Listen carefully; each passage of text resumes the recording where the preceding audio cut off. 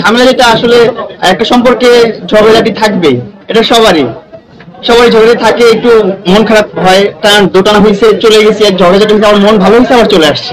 রিলেশনে ঝগড়াঝাটি অনেস্টির সাথে যে ভালোবাসা সেটা মামুনের জন্য আমার ছিল, এবং একই টাইমে মামুনেরও কিন্তু মনে ছিল আমার জন্য ভালোবাসা। আসসালামু আলাইকুম, আমি আপনাদের কাছে দেখাবো প্রিন্স মামুন আর লায়লা আবার এক হলেন, কিন্তু একটি সত্যের মাধ্যমে, যা আপনারা জানলে অবাক হয়ে যাবেন। তো আজকের ভিডিওটি অত্যন্ত গুরুত্বপূর্ণ। তো আমি আশা করবো যে আপনারা এই স্বপ্নের ভিডিওটি দেখবেন, আর এই স্বপ্নের ভিডিওটি দেখলেই বিস্তারিত জানতে পারবেন। আর এই ভিডিওটি দেখানোর আগে আপনাদের সমস্ত একটি রিকোয়েস্ট, আপনারা যদি আমার চ্যানেলে নতুন হয়ে থাকেন তাহলে নতুন আপডেট নিউজ সবার আগে পেতে আমার এই চ্যানেলটি সাবস্ক্রাইব করে আমার সাথেই থাকুন। আর এখন চলুন কথা না বাড়িয়ে আমরা ভিডিওটি দেখে আসি।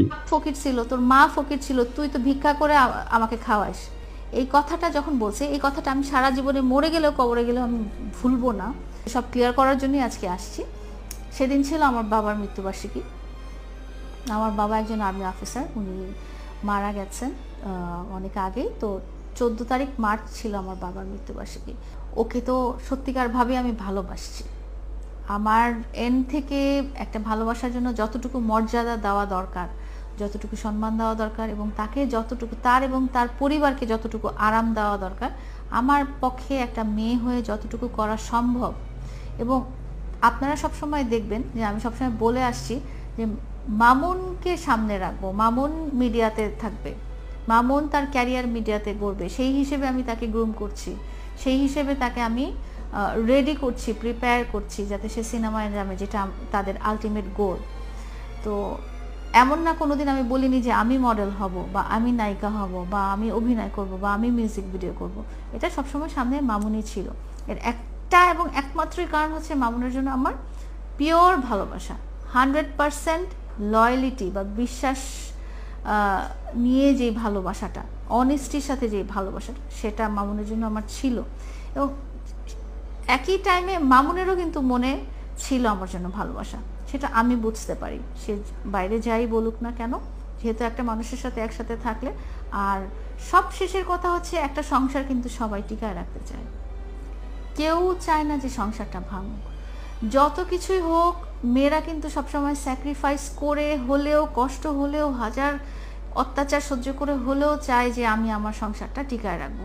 সেটা আমি শেষ পর্যন্ত চেয়েছি এবং আজকে পর্যন্ত চেয়েছিলাম। তো এখন পারিপার্শ্বিক ঘটনায় যে এমন কিছুতে আমার এমনভাবে মানসিক চাপ, এবং এই চাপটা কিন্তু মামুনের সৃষ্টি করেছে। তো এবার আমি ওর রাগটা ভাঙাতে চাইনি, এবং এবারের রাগটা আমি কারোর সাথে প্রকাশও করতে চাইনি। কারণ একটা জিনিস মানুষ কতবার দেখবে, কেন আসবে সোশ্যাল মিডিয়াতে? এবার তো সোশ্যাল মিডিয়াতে আসার দরকার নেই। তো এবার যখন সে রাগ করে চলে গেল, তো অনেক দিন হয়ে গেল আমি যখন কাউকে বলছিলাম না বা প্রকাশ করছিলাম না, সে কি করলো, নিউজ চ্যানেলগুলোকে জানাই দিল যে আমার সাথে তার ঝগড়াঝাটি হয়েছে এবং আমার সাথে তার ব্রেকআপ হয়ে গেছে।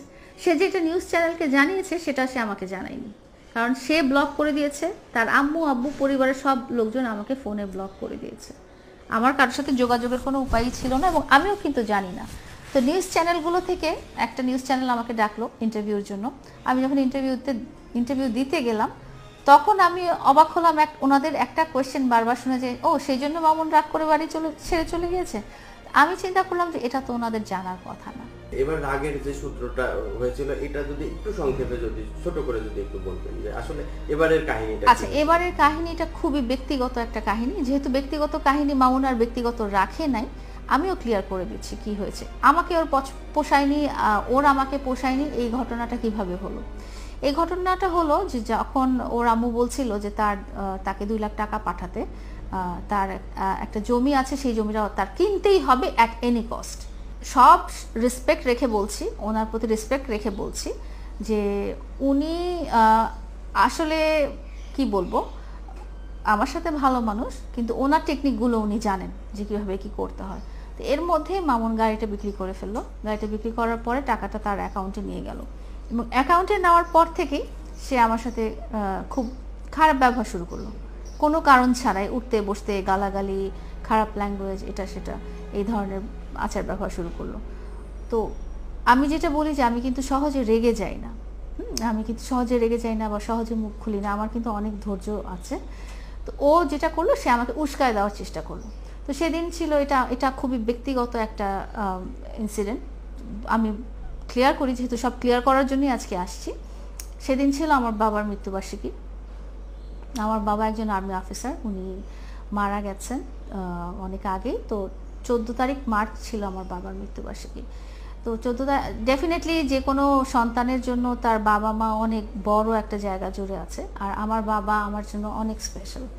এবং তার যে কোনো মানুষই হোক না কেন, যত বড় ক্রিমিনালই হোক না কেন, তার বাবা মার মৃত্যুবার্ষিকী তাকে ইমোশনাল করেই দেয়। তো আমরা যেটা সবসময় করি যে বাবার মৃত্যুবার্ষিকীতে আমি মামুন কবরস্থানে যাই, দোয়া পড়ি, বাসায় ছোট্ট একটা মিলাদ করি। তো এবার মামুনকে যখন আমি বললাম যে হুজুরকে ডাকে একটু মিলাদ পড়ে, ও বললো তোমার যা ইচ্ছা তাই করো। তারপর আমি বললাম যে চলো কবরস্থানে যাই। ও তখন বললো যে তুমি একাই যাও, আমি যেতে পারবো না। তো এটা নিয়ে আমি খুব আপসেট হয়েছি যে হাজার হোক আমার বাবা মারা গেছেন, এটা আমার বাবার মৃত্যুবার্ষিকী, এবং আমার বাবার মৃত্যুবার্ষিকীর দিনে আমি চাবো যে আমার লাইফ পার্টনার বা আমার সোলমেট বা যে আমার সাথে এত বছর থেকে আছে সে আমার সাথে সমব্যথী হবে এবং আমার বাবার জন্য দোয়া করবে।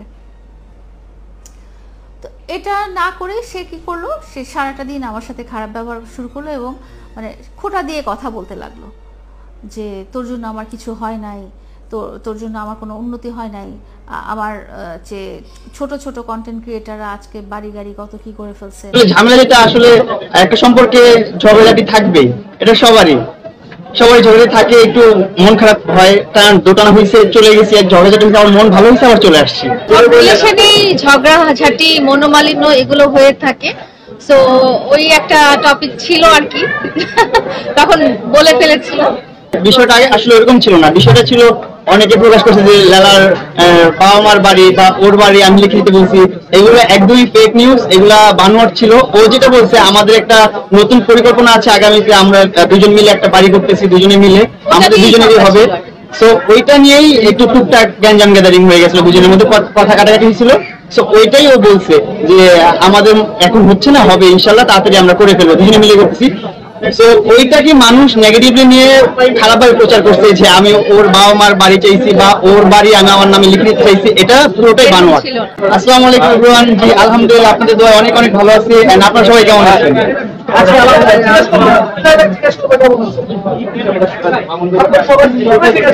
কেমন আছো? আমি আলহামদুলিল্লাহ ভালো আছি। আচ্ছা, আমার কাছে জানতে চাই, রিসেন্টলি একটা মিউজিক ভিডিও করা হয়েছে যে সারাটা পেয়েছে, কেমন হচ্ছে সারাটা পাওয়া? আশা করা যায় না, হঠাৎ করে হয়ে গেছে। হ্যাঁ, আসলে হচ্ছে আমি অনেকদিন প্রায় 2 বছর যাবত মিউজিক ভিডিও করা গ্যাপ দিছি। এর আগে অনেকগুলো মিউজিক ভিডিও করছি। 2 বছর পর আমি হচ্ছে আকাশ সেন ভাইয়ার গান নিয়ে আসছি, যে হচ্ছে অনেক বড় বড় তারকারা তার গানে অ্যাক্টিং করেছে, যেমন আমাদের মেগাস্টার সাকিব খান ভাইয়া করছে কবুল করো আমার কোরবানি। ওই সিঙ্গারের এই সং হচ্ছে আমার নতুন একটা যেটা রিলিজ হয়েছে, ভাড়াটিয়া হতে চাই। সো ওইটাও মোটামুটি সারা পাইছে আপনাদের দোয়ায়, খুব ভালো লাগছে। 4 দিন পর একটা কাজ করছি, ওইটা সফলতা পাইছে। কিছুদিন আগে লায়লার সাথে একটা ঝামেলা আপনার তৈরি হয়েছে, মিউজিক ভিডিওকে হিট করানোর জন্য ঝামেলাটা করেছিলেন? না না না, ওরকম কোনো কিছু ছিল না। আসলে ঝামেলা যেটা আসলে একটা সম্পর্কে ঝগড়াঝাটি থাকবে, এটা সবারই ঝগড়া থাকে, একটু মন খারাপ হয়, কারণ দোটানা হয়েছে চলে গেছি, এক ঝগড়াঝাটি হয়েছে, আমার মন ভালো হয়েছে আবার চলে আসছি। আচ্ছা, আমি যদিও ছিলাম না, আপনাকে প্রশ্ন করার সুযোগ হয় না, এখন থেকে শুরু। এটা ফ্ল্যাট নিয়ে ঝামেলা ছিল বা বাড়ি নিয়ে ঝামেলা ছিল, একটু বিষয়টা ক্লিয়ার করে দিন। আচ্ছা, এটা যেহেতু ওর লাইফ থেকে আপনাদের মাঝখানে কনফিউশন আসছে, ওই এটা ক্লিয়ার করবে, তুমি বললে এই যে ও বলে দিল যে আসলে সবার মাঝখানে রিলেশনে ঝগড়াঝাটি মনোমালিন্য এগুলো হয়ে থাকে। সো ওই একটা টপিক ছিল আর কি, তখন বলে ফেলেছিল। তো ওটা নিয়ে একটু মনোমালিন্য ছিল, যেটা বললাম যে ওর মন খারাপের লিমিটটা অনেক বেশি ছিল, না হলে তো এতদিন কখনো এরকম করেনি, আর এত অ্যাকিউট করে মানে এত বেশি মন খারাপ করেনি কখনো। তো এখন কি মন ভালো? এখন মন ভালো আছে। আসলে আমরা বিষয়টা যেভাবে প্রকাশ করছে মিডিয়াতে, বিষয়টা আগে আসলে এরকম ছিল না। বিষয়টা ছিল অনেকে প্রকাশ করছে যে লালার বাবা মার বাড়ি বা ওর বাড়ি আমি লিখে দিতে বলছি, এগুলো একদমই ফেক নিউজ, এগুলা বানোয়াট ছিল। ও যেটা বলছে আমাদের একটা নতুন পরিকল্পনা আছে, আগামীতে আমরা দুজন মিলে একটা বাড়ি করতেছি, দুজনে মিলে আমাদের দুজনেরই হবে। সো ওইটা নিয়েই একটু টুকটাক গ্যাঞ্জাম গ্যাদারিং হয়ে গেছিল, দুজনের মধ্যে কথা কাটাকাটি হয়েছিল। সো ওইটাই ও বলছে যে আমাদের এখন হচ্ছে না, হবে ইনশাল্লাহ, তাড়াতাড়ি আমরা করে ফেলবো, দুজনে মিলে করতেছি। তো ওইটা কি মানুষ নেগেটিভলি নিয়ে খারাপভাবে প্রচার করছে যে আমি ওর বাবা মার বাড়ি চাইছি বা ওর বাড়ি আমি আমার নামে লিখে দিতে চাইছি, এটা পুরোটাই বানোয়াট। ছিল না। আচ্ছা আরেকটা বিষয় আমি জানতে চাই, আপনার যে একটা ডিসকাস হয়েছে সেটা নিয়ে অনলাইনে অনেক পোস্ট আপনারা ফলো আসছেন, এগুলো কিভাবে ওভারকাম করবেন? আসলে যারা রোস্ট করে তাদেরকে নিয়ে অতটাও বেশি করি না, আমরা এনজয় করি সবকিছু। যারা আমাদেরকে দিয়ে খারাপ মন্তব্য করে বা ভালো মন্তব্য করে সবকিছু আমরা ভালোভাবে এনজয় করি, কারণ তারা তো স্ট্রাগল করছে। যারা হেটার্স তারা বেশি স্ট্রাগল করে আমার ফ্যানদের তুলনায়, কারণ তারা সবসময় খুঁজে যে মামুন কি করতেছে না করতেছে, লালা কি করলো না করলো, কখন কি হলো না হলো, তারা বেশি খোঁজ খবর রাখে অ্যাজ এ ফ্যানদের তুলনায়। সো তাদেরকেও আমি সমান পরিমাণ ভালোবাসি। আচ্ছা মামুন ভাই, আপনারা দুইজন আলাদা ছিলেন কিছুদিন, আর কি একটু আলাদা ছিলেন, ওই সময়ের অনুভূতিটা একটু জানতে চাই আপনার কাছে, মামুন ভাইয়ের কাছে। আসলে একা যখন ছিলাম একটা জিনিস কি, জিদ্দা ছিলাম তো, অনেক রাগ ছিল, ইচ্ছে করতেছিল যাই মিশে যাই, কিন্তু রাগ বলতেছিল না যাওয়া যাবে না, আরো কিছুদিন থাকতে হবে, মিশা যাবে না। মানে রাগের কারণে, ইগোর কারণে হচ্ছে আমরা হচ্ছে অনেকদিন একটু গ্যাপ হয়ে গেছে, না হলে এতদিন গ্যাপ কখনোই ছিল না আমাদের মাঝখানে। আচ্ছা লাইলা আপুর কাছে যাও। আমার আসলে অনুভূতিগুলো আমি সব সোশ্যাল মিডিয়াতে এক্সপ্রেস করে ফেলেছি। অনেক খারাপ ছিল ডেফিনেটলি, বিকজ আমরা কখনো আলাদা থাকি না, তো অনেক খারাপ ছিল। আপনার দেখেছি আপনি অনেক ইমোশনাল হয়ে গিয়েছেন, কান্না করেছিলেন, ওই সময়টা একটু জানতে চাই। অনেক অনেক খারাপ মুহূর্ত ছিল ওটা, অনেক খারাপ মুহূর্ত ছিল। Thank you, thank you. সবাই ভালো থাকুন, সুস্থ তো আপনাদের যদি বৃষ্টি নিয়ে কোনো মতামত থাকে আমাকে অবশ্যই কমেন্টে জানাবেন। আর আপনারা যদি আমার চ্যানেলে নতুন হয়ে থাকেন তাহলে আমার এই চ্যানেলটি সাবস্ক্রাইব করে আমার সাথেই থাকুন। তো দেখা হচ্ছে পরবর্তী ভিডিওতে, সেই পর্যন্ত সবাই ভালো থাকবেন, সুস্থ থাকবেন, আল্লাহ হাফেজ।